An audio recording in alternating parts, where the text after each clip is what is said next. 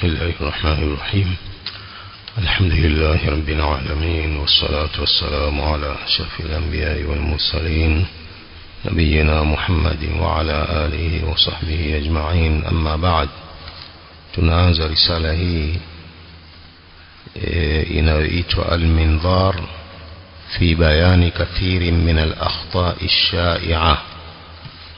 Ni kitabu mufid kinachoelezea makosa mengi yaliyoenea katika upande wa aqida, katika upande wa ibadat, katika kila jambo anaelezea Sheikh huyo hafidhahullah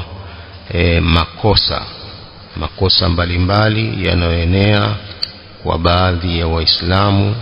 Aidha wengine wanajua lakini ni wapuuzaji, au wengine hawayajui makosa hayo, wanayafanya kama ndiyo kweli, kama ndiyo sawa. Kwa hiyo Sheikh ametunga kitabu hiki kuelezea makosa hayo mengi yaliyoenea katika kila upande katika masala ya dini yetu.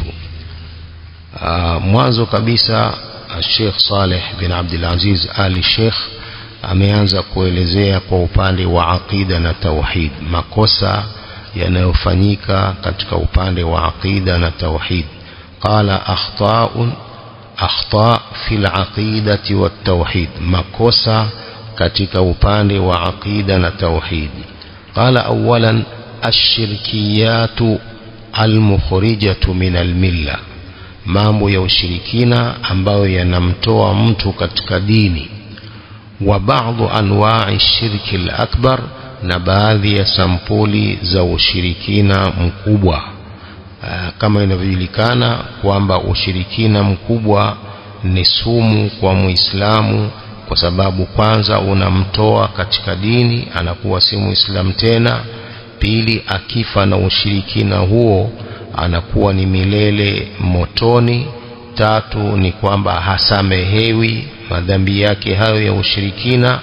Nne ni kwamba ni haramu kuingia peponi mtu aliyekufa na ushirikina huo mkubwa. Kwa ni lazima Waislamu watahadharishane ushirikina huo mkubwa pamoja na ushirikina mdogo, lakini madhara ya ushirikina mkubwa ni madhara makubwa zaidi kuliko madhara ya ushirikina mdogo. Kwanza, al-istighathatu bil amwati wa du'auhum, kutaka kuokolewa na maiti na kuwaomba maiti.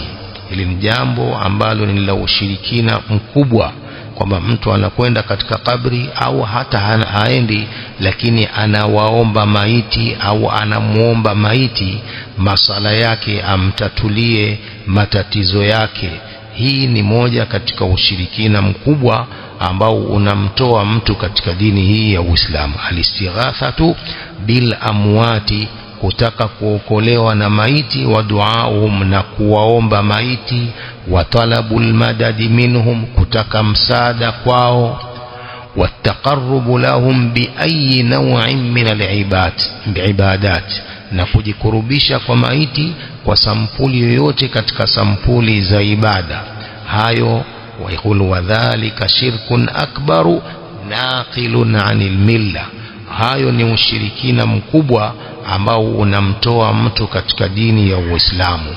Kwenda kuomba maiti au kuwaomba maiti au kutaka maiti wakusaidie na kujikurubisha kwao, labda kuweka nadhiri kwa ajili ya maiti fulani, kutoa sadaka kwa ajili ya maiti fulani, hizi zote ni ibada anafanyiwa Allah. Kwa mtu anapomfanyia maiti ibada hizi, moja kwa moja ni kwamba anatoka katika dini ya Uislamu. Liqauli Allahi ta'ala iyyaka na'budu wa iyyaka nasta'in, wewe tu tunakuabudu na wewe tu tunakuomba msaada. Qala Sheikh fataqdimu al-maf'uli iyyaka mufidu al-ikhtisas, kutangulizwa maf'ul iyyaka, hii inafahamisha ikhtisas, kuhusika jambo la ibada kwa Allah peke yake. Ndio maana Allah ametanguliza iyyaka na'budu, wewe tu tunakuabudu, hakuna mwingine. وذلك ما دلت عليه كلمة التوحيد لا إله إلا الله. na hayo ndio ambayo yamefahamishwa na kalima hili la tauhid la ilaha illa Allah, kwamba hakuna anayepasa kuabudiwa kwa haki isipokuwa Allah peke yake. wa min anwa'i al-ibada ad-du'a, na katika sampuli za ibada anazoabudiwa Allah ni dua. Kwa dua hii unapomuomba maiti umefanya jambo la kumwabudu Allah, ukamwabudu maiti. Kwa hiyo ni moja katika sampuli za ushirikina kumuomba maiti.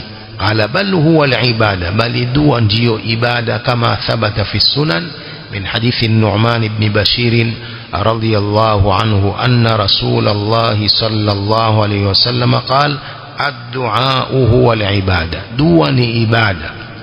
وصرف العبادة لغير الله شرك وكفر. kumfanyia ibada asiyekuwa Allah ni ushirikina na ni ukafiri. Kwa mtu anapomuomba maiti jambo lolote, anamuomba jambo lolote, anamuomba riziki, anamuomba mtoto, anamuomba kitu chochote, ni kwamba amemuomba maiti, na hiyo ni ibada anayofanyiwa Allah ya kuomba. Kwa hiyo amefanya ushirikina na amekufuru. Qala ta'ala ومن يدعو مع الله إلها آخر لا برهان له به فإنما حسابه عند ربه إنه لا يفلح الكافرون.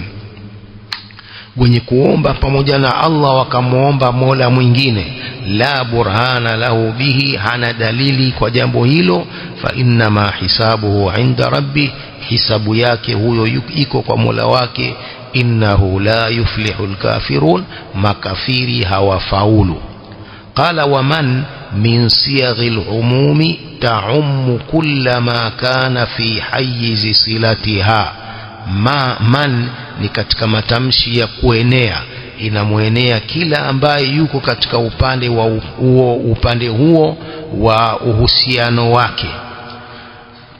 wa man yad'u, kwa hiyo inaenea kila mwenye kumuomba asiyekuwa Allah au akamuomba mola mwingine pamoja na Allah, huo ni kwamba anaingia katika hisabu hii kwamba ni katika makafiri, ametoka katika Uislamu. Qala wa man min siyaghil umumi ta'ummu kulla ma kana fi hayyizi silatiha fadhahara anna man da'a ma'a Allahi ahadan ayyan kana fahuwa min al-kafirin. Imedhihiri kwamba anayeomba pamoja na Allah yoyote, anamuomba yoyote pamoja na Allah vyovyote alivyo, huyo ni katika makafiri. وقال تعالى وأن المساجد لله فلا تدعوا مع الله أحدا. misikitini ya Allah, msimuombe msimuabudu pamoja na Allah yoyote. وقال تعالى وقال المسيح يا بني إسرائيل اعبدوا الله ربي وربكم إنه من يشرك بالله فقد حرم الله عليه الجنة ومأواه النار وما للظالمين من أنصار. anasema Isa ibn Maryam, enyi wana wa Israeli, mpwekesheni Allah mola wangu na mola wenu, kwani mwenye kumshirikisha Allah na kitu kingine Allah amemharamishia pepo, ni haramu kuingia peponi mtu aliyekufa na ushirikina huo. Wa ma'wahu nar, na makazi yake ni motoni. Wa mali dhalimina min ansar, washirikina hawana wenye kuwanusuru. Wa min ad-du'ai anwa'u talab, na katika dua pia sampuli za talab, kuomba ka talabil ghauthi, kama kutaka kuokolewa. Wa huwa al-istighatha, al-ghauth ndio istighatha, kutaka kuokolewa. Wa talabul madad, na kutaka msaada. Wa talabul aun, kadhalika kutaka usaidizi, unataka usaidizi kwa maiti. Wa ghairu dhalik, na mengineyo ambayo anafanyiwa Allah ukamfanyia huyo maiti. Wakadhalika sualul mauta ash-shafa'ata shirkun akbar, vile vile kuwaomba maiti shafa'a, maiti wa kuombee shafa'a kwa Allah, wa kuombee kwa Allah, Allah akusamehe. Unakwenda kwa makaburi unawaomba wale maiti shafaa kwamba wakuombee huko kwa Allah, huo pia ni ushirikina mkubwa. Wadhalika liqaulihi ta'ala amittakhadhu min duni llahi shufaa qul awalau kanu la yamlikuna shay'an wala ya'qilun qul lillahi ash-shafa'atu jami'a. Hivi wanafanya badali ya Allah waombezi shafaa, waambie awalau kanu la yamlikuna shay'an wala ya'qilun, nyinyi mnawaomba hao hata kama hawamiliki jambo lolote wala hawafahamu. Qul lillahi shafa'atu jami'a, waambie shafaa ni ya Allah yote, shafaa yote ni ya Allah subhanahu wa ta'ala. وقوله تقدس أسماؤه وأنذر به الذين يخافون أن يحشروا إلى ربهم ليس لهم من دونه ولي ولا شفيع لعلهم يتقون. وخفishe wale wanaomwogopa Allah, wakhofishe kukusanywa kwa Mola wao, hawana min dunihi badali ya Allah waliyun mpenzi yoyote, wala shafi'un wala mwenye kuomba shafaa, la'allahum yattaqun, kwa ajili wapate kuwa na takwa. Wa ghairu dhalik min al-ayat, na nyinginezo katika aya. Kwa hiyo huwezi ukaomba shafaa kwa maiti, huo ni ushirikina, tena ushirikina mkubwa. قال فلما كانت الشفاعة لله وحده وليس لأحد شفيع من دون الله ممن مات وانقطع عمله تقرر أن طلب الشفاعة وسؤالها من غير الله من الميتين شرك. ilipokuwa shafaa ni ya Allah peke yake na hana yoyote shafii mwenye kumuombea shafaa kuliko Allah, mimma mata, katika waliokufa, wanqata amaluhu, na zikakatika amali zao, hapo takarrara anna talaba shafaa, imethubutu kwamba kutaka shafaa na kuomba shafaa min ghairi llah, kwa asiyekuwa Allah, min almayitin, katika waliokufa, ni ushirikina. ثم قال وأسعد الشفاعة وأسعد الناس يوم القيامة بشفاعة المصطفى صلى الله عليه وسلم أهل التوحيد المتنزهون عن أنواع الشرك. mwema katika watu siku ya kiyama atakayepata shafaa ya mtume sallallahu alaihi wasallam ni watu wa tauhid. Watu wa tauhid ndio watakaopata shafaa ya mtume sallallahu alaihi wasallam, almutanazzihuna an anwa'i shirki, watu wa tauhid wenye kutakasika na sampuli za ushirikina. Hawa ndio watakaopata shafaa ya mtume sallallahu alaihi wa alihi wasallam, almukhlisuna fi qawlihim la ilaha illa Allah, walio na ikhlas katika maneno yao la ilaha illa Allah. Wanaposema la ilaha illa Allah, wanasema hali ya kuwa ni wa kweli, hali ya kuwa ni wana ikhlas, kwamba hapana mola anayepasa kuabudiwa kwa haki isipokuwa Allah. Lakini mtu anasema la ilaha illa Allah, halafu anamuomba ya Hussein, la ilaha illa Allah ya Ali, la ilaha illa Allah, anakwenda kuomba maiti. Hii la ilaha illa Allah haitamfaa lolote. La ilaha illa Allah, mtu anaisema la ilaha illa Allah na huko anamwabudu Allah peke yake, la sharika lahu. Sio wasema la ilaha illa Allah halafu wenda kuwaomba shafaa maiti, wenda kuwaomba matatizo yako maiti. Sasa la ilaha illa Allah haina maana hapo. La ilaha illa Allah ya Hussein, sasa hakuna maana ya la ilaha illa Allah.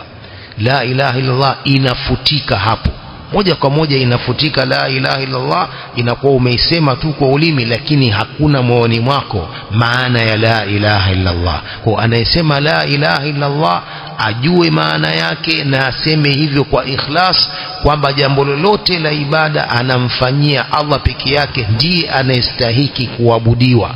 Lakini kusema tu la ilaha illa Allah na huku afanya ushirikina, la ilaha illa Allah hapo haina msaada wowote itakaokusaidia.